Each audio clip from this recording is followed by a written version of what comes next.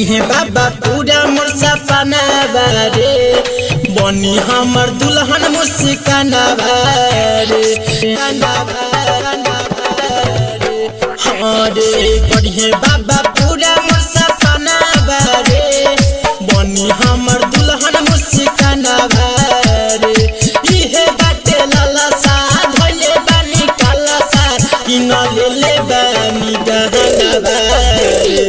करिए बाबा पूरा मोर सपना बारे बनी हमर दुल्हन मुस्काना बारे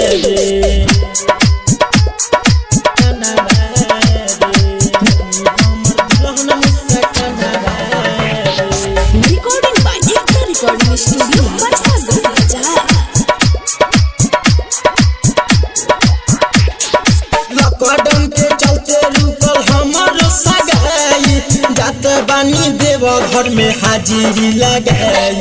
लॉकडाउन के चलते रुकल हमर सगाई जात बानी देव घर में हाजिरी लगाई ओकरे खातिर की नाम कंगना बारे ओकरे खातिर की नाम कंगना बारे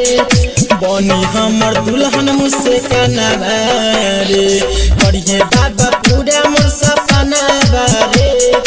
बनी हमर दुल्हन मुस्काना बारे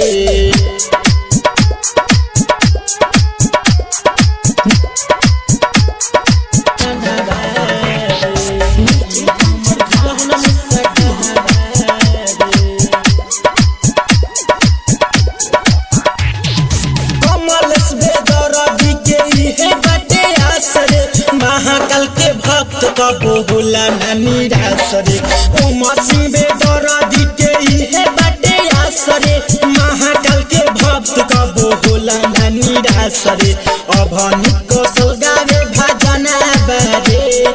यासी सरपन गावे भजना बारे बनी हमर दुल्हन मुस्काना बारे करिए बाबा पूरा मोर सपना बारे बनी हमर दुल्हन मुस्काना बारे इहे बाटे लालसा धइले बानी कालसा किन ले बानी गहना बारे करिए